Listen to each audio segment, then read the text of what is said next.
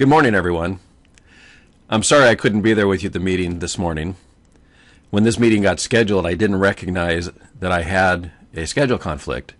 And by the time I did realize that, it was too late to reschedule the meeting and mess up everybody else's schedule. So it was just easier for me to go ahead and do this leadership spotlight in a video format. Now, I know it looks like I'm away at sunny PGA West out in La Quinta, California, but no, I'm not. I'm actually at the Criminal Justice Training Center teaching a class this week. But we haven't had a leadership spotlight for the last several sergeants meetings, and I really did not want to miss this opportunity, especially since we're going to be talking about setting goals for the upcoming year. I think the timing at the beginning of the year, it was very important. Now, we've talked about leadership principles a little bit during our spotlight. I'm going to go on a kind of a parallel track. It's still kind of under the umbrella of leadership, but it's not leadership theory, leadership principles, that sort of thing. What I'd like to talk about today is employee engagement. Basically, your role, my role, our roles in employee engagement, and what that's all about. So that's our topic for today's Leadership Spotlight, employee engagement.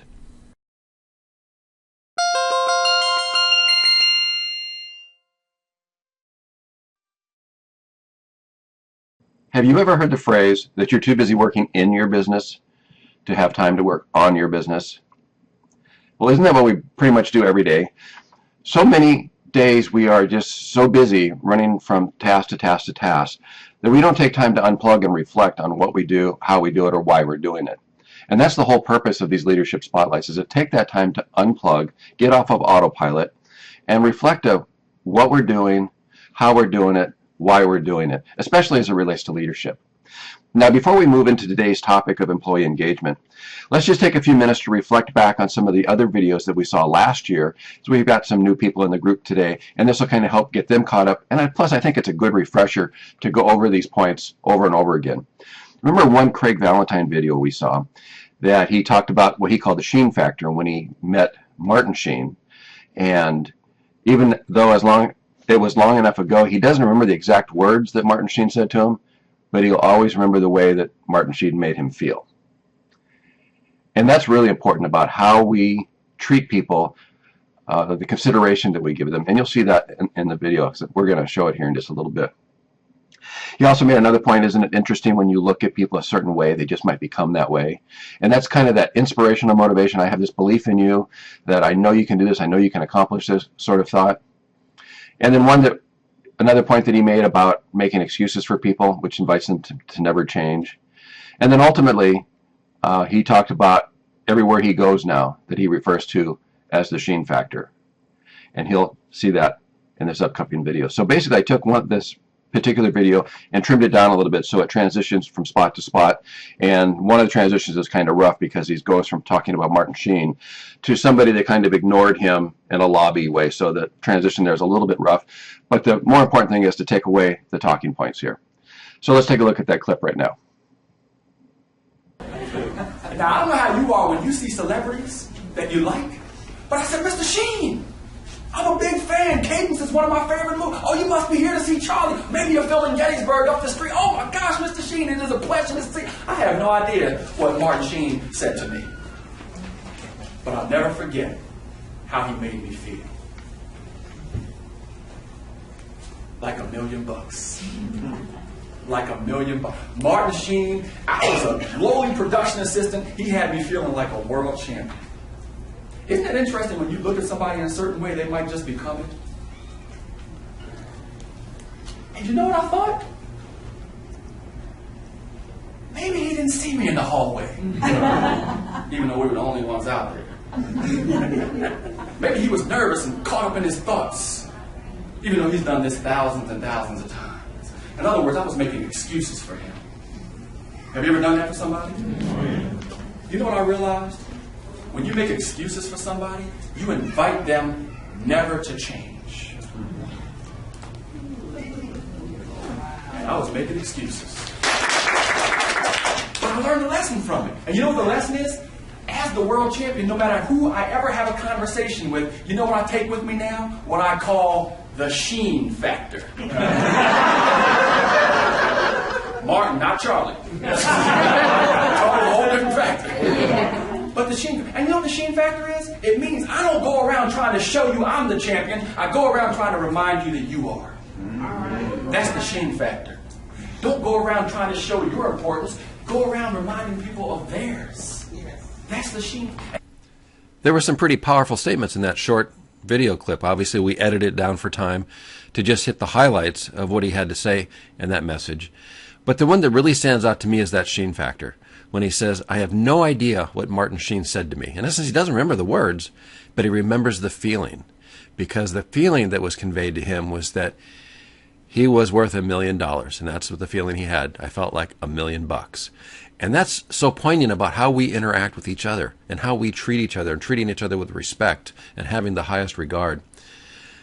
And along that same vein, when he said, isn't it interesting that when you look at someone a certain way, they just might become it? And again, that's, do we have belief in the people that we work with? And are we striving for the best for them? And that's some of the things that we need to reflect on and how we're interacting with each other. The other point that he made, when you make excuses for somebody, you invite them to never change. We've had instances of that. We go, oh, that's just Captain Bob. That's just Captain Mike. That's just the way they are. If it's destructive, if it's dysfunctional, it's so difficult to challenge somebody because as human beings, we try to avoid conflict. But as managers, as supervisory managers, as middle managers, as upper managers, we have to be brave and engage in that conflict.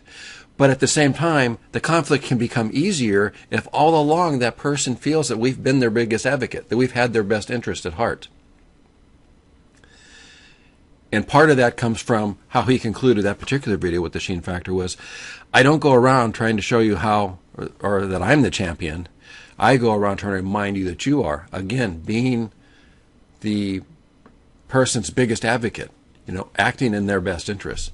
Those are some very big takeaways from that.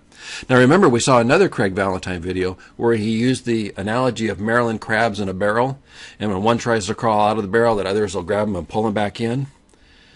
Well, that was used as an analogy about how negative people draw others back down into the barrel. In fact, let's take a look at that clip. So I was with a good friend of mine named Ed Tate. He's a wonderful leader. He merged companies in Colorado.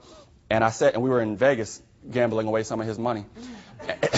And I said, Ed, you're a great leader. What's your secret? And by the way, you might want to do this. He said, Craig, everything changed in my environment when I realized that I'm contagious, that everything starts with me. He said, and I started wearing a rubber band around my wrist.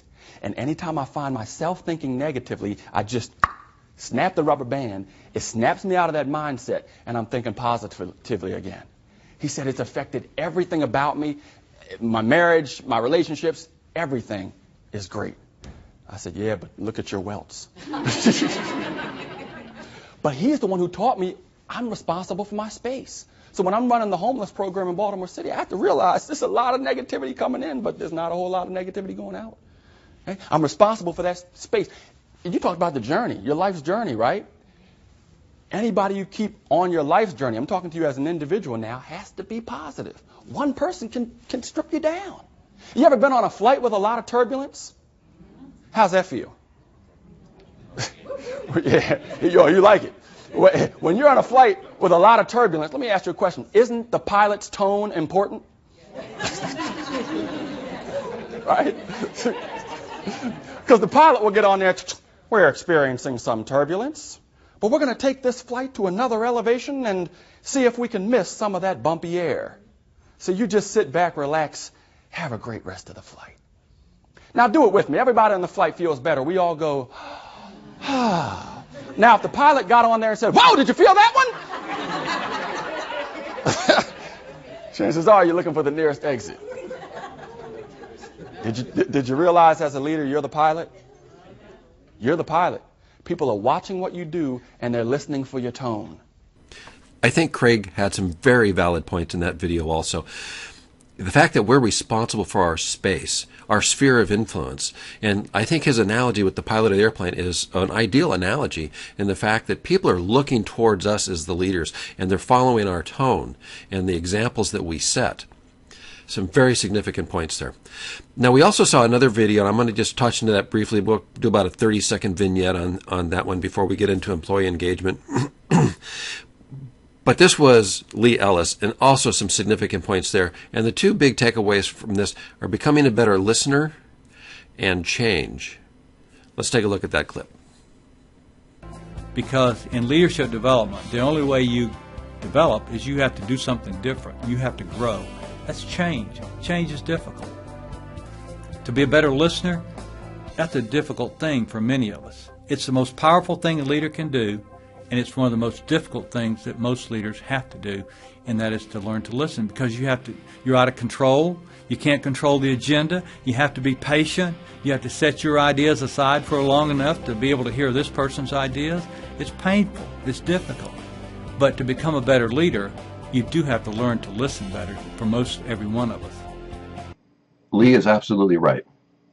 We need to become better listeners. As leaders, we need to do a better job of listening. In fact, I was at a shift briefing recently, and I was encouraging employee feedback. And it's like, it's okay to have conflicting opinion. Please speak up. We need to hear those. And I could tell by the employee's nonverbal behavior that he was surprised to hear this. And we're going to talk about that in a little bit more when we get into employee engagement. The other thing that Lee mentioned was change. And by gosh, we need to constantly change. We need to strive to be better. We need to strive to learn, and we need to analyze all of our systems that we use every day on a regular basis. And if somebody asks a question and the answer to it is because we've always done it that way, that should be a red flag that we need to look at that, because if we don't have a better answer than because we've always done it that way, could be time to change that system. This class that I'm teaching down at the Academy, we have an exercise that the entire class does together, and they're given a problem, they have to come up with a solution. They don't have any problem coming up with a solution for the initial exercise, but then we change the parameters of the exercise. We in essence change the environment, and it makes it a little more difficult to apply their solution, but it works. And then we change the environment again, and it makes it even more difficult, but they can still pull it off. More of a challenge, a little bit harder, but they can still pull it off. Ultimately, we keep changing the environment down to such a degree their solution no longer works. They have to come up with a new solution. That's the whole point of the exercise, is to analyze the systems that you have in place and see if they're the most efficient. We constantly need to change. We need to change the way we deliver our services to the community. We need to change the way we interact with each other, and we need to change the systems, because if we were a private business and we weren't changing, we'd be dying. So we need to keep that in mind also. Okay, so let's get into employee engagement. So how would we recognize a disengaged employee? Basically, if you were an employee that came to work every day and you didn't like your coworkers, and your boss is mean to you and talks down to you, or is always looking for the worst in everything you do, if you didn't have the resources to do your job, and I call these Herzberg hygiene factors. You know, if the computer's not working, you always see those videos on the internet where somebody's clobbering their computer. You know, if the car doesn't start, if the car doesn't run, if it doesn't have the proper equipment, I mean, how would you feel? Would you feel energized to come to work every day? And when you did come to work, would you give 100%? Not likely. So how we recognize disengaged employees are by those low performance levels. The lack of discretionary effort. They're not coming and giving us 110% every day. They feel like they have to come to work rather than wanting to come to work. And it's interesting because lately I've been talking to some of the officers, especially when something exciting happens, and I'm going, hey, isn't that why you got in the line of work? And they go, oh, yeah, it was really fun last night.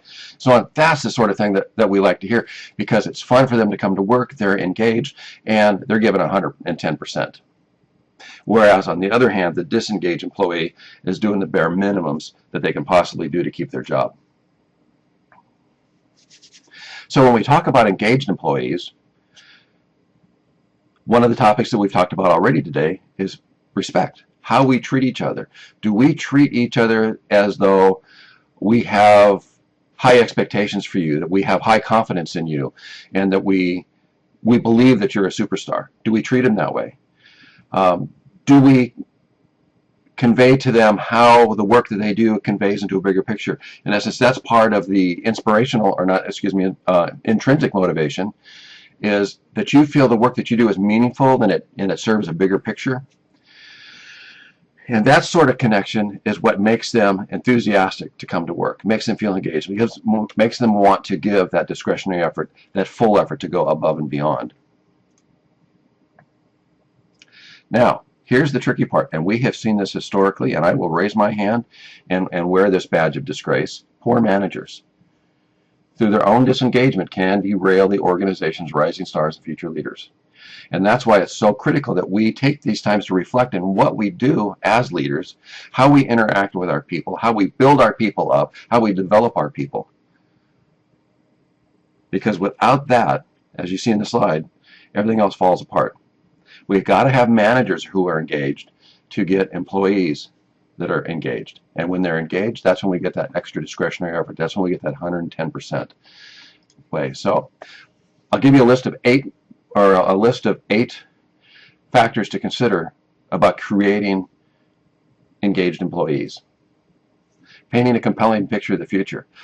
If we had supervisory managers, middle managers, and even senior managers, upper level management going around, oh, this place sucks, we're doomed, we're never going to get any more money, it's just horrible. It's not painting a very rosy picture of the future. It's not very optimistic. We can always have optimism. Sure, we're going to have struggles. We just went through a recession.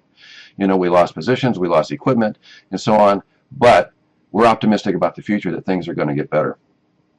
Letting employees use their talents. When you can come to work, and especially if you have skills in one area and another person's got skills in a different area, and you can utilize those and make people proud of the skills that they have and develop through even more training, that's another way to create engagement, ensuring that employees can see that they're making a difference. Why did they get into this job? Well, initially probably to catch the bad guy. Catch the bad guy and drive fast. Well, when they do catch the bad guy, that's pretty motivating too. But we need to take the opportunities to pat people on the back when they have the opportunity and when they take that opportunity to make a difference in somebody's life. You know, as we know, when people call us, they're always, we're generally the last resort. They've either tried everything else that hasn't worked for them, and they're like, I don't know where else to turn, so I'm going to call 911. And sometimes those are the opportunities that we have. We can truly make a difference in somebody's life. Showing the work that they do matches with our organizational goals and where we're headed. Enabling frequent and open feedback and communication. Now, this is the part of the listening thing that I was talking about earlier. Going back to the shift briefing the other morning, when I said conflicting opinions are valued and desired, and the reaction of the employee was like, really? I can disagree? You certainly can, because we'll want to hear that feedback. We're going to talk a little bit about the decision-making model and why that's so important. And number 6 on the list, making sure employees feel safe and speaking up. Yes, you certainly can speak up. Of course, there's a productive and constructive way to do that, and that's we got to make sure that we keep them within that parameters. We don't want negativity, and we don't want people pulling the positive people down with their negativity. But if you have a conflicting opinion, there is certainly a constructive way to convey that so it can be considered in the decision-making process. Okay, let's take a quick sidebar here while we're talking about a safe environment to speak up. I'm going to take a quick sidebar to the decision-making process. And the reason I want to do that is because when we're asking for conflicting opinions, in essence, we're in that decision-making process. So this is the cycle. It's a 5-step process. And so you recognize there's either a problem or an opportunity, and that's when we go to step 2, and we're asking employees for their input on how we should deal with the problem, with the solution, or the opportunity, or excuse me, the problem or the opportunity. And this is like brainstorming. It's like getting together as many alternative courses of action as you can, and frequently the best place to get that information is from where the rubber meets the road, the line employees, because frequently they will have the best solution. But anyway, you go through this brainstorming process, talking to as many people as you can that can provide alternatives of action. That's the good part. That's the feedback part. This is also where it falls apart, because ultimately somebody will end up saying, well, they asked my opinion, but they didn't listen to me. Well, that's where they don't understand the entire process, because in step 2, we're doing the brainstorming. We're collecting as many alternatives as possible, and then we move to step 3 and we evaluate all of those alternatives. And it doesn't mean that their suggestion wasn't listened to. In fact, it may have actually influenced the final outcome. Even though their solution may not have been the selected preferred option, it may have influenced the final decision on which alternative was selected. And then in step 4, you take that best selection, you implement it, and then you monitor the progress in step 5, basically assess the outcome. That's monitoring the outcome. Is it achieving the goal you wanted it to achieve. And if not, then either the goal is unrealistic, we need to modify the goal, or we need to go back to our evaluation process and figure out why it's not working and what we need to do differently. So basically the cycle repeats.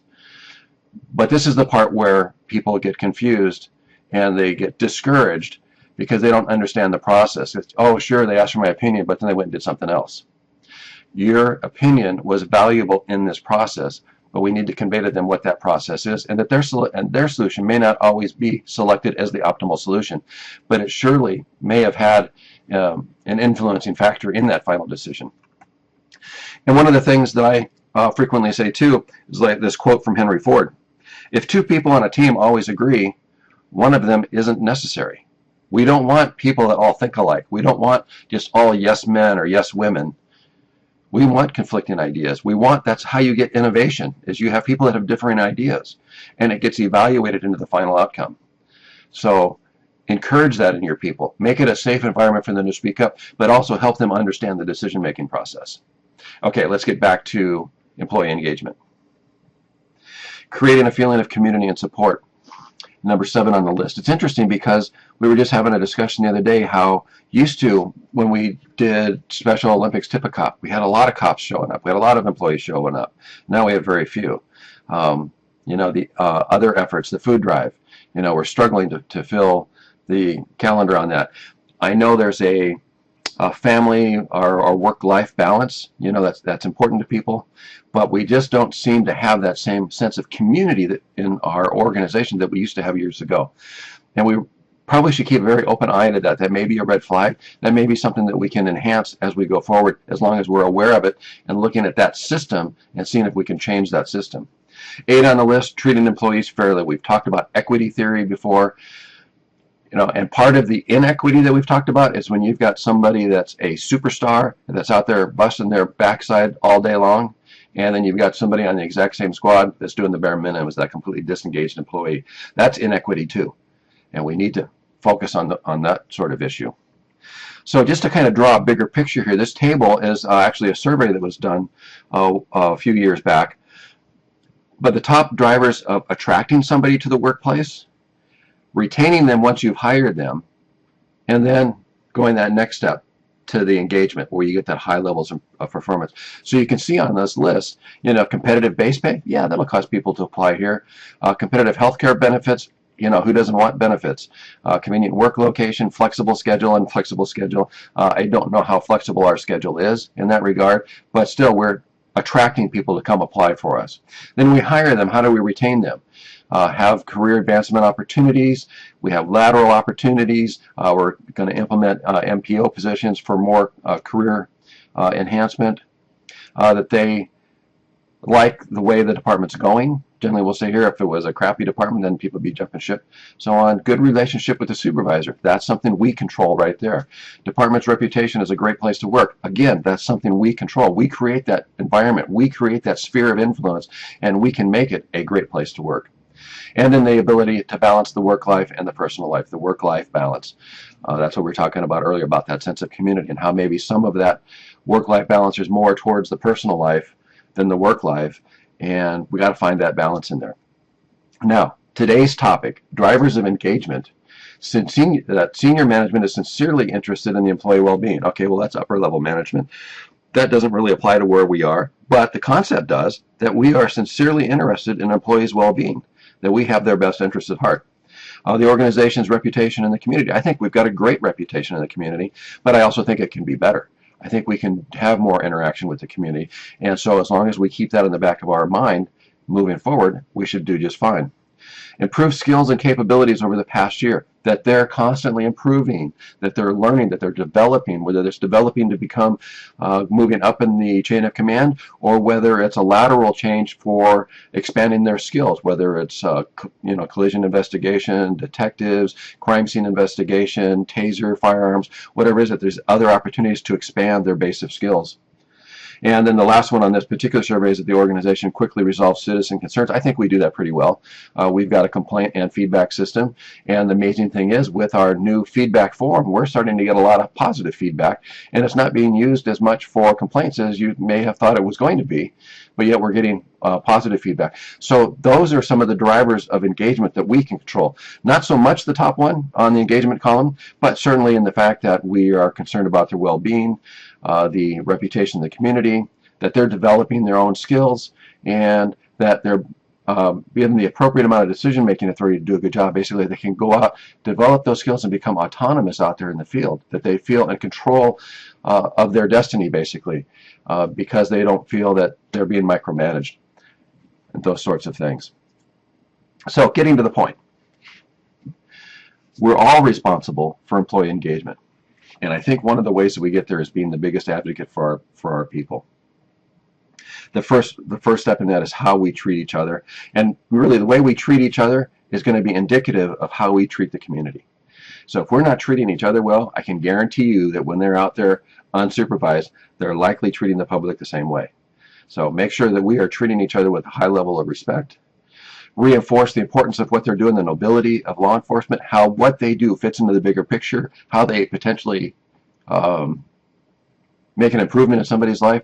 And my gosh, even in a DUI arrest, we may never know the true answer, but they could have just easily either saved that person's life or some innocent person's life that might have got involved in that DUI collision if that officer had not stopped them.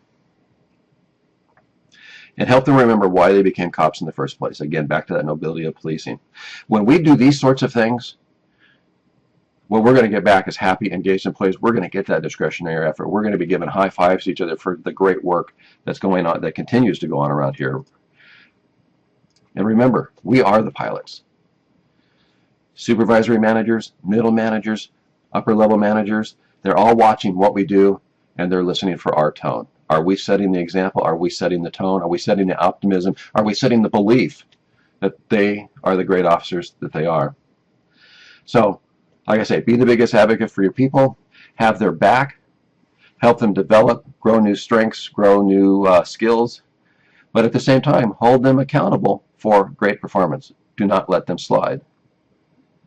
So in the end, I'm basically going to leave you with one last look at 8 tips on how to create or enhance employee engagement, to enhance employee engagement, the 8 steps that we just went over, and ultimately leave you with our prime directive for the operation division of lead, teach, and inspire. I hope you've enjoyed this leadership spotlight today. Go forth, do good, lead, teach, and inspire.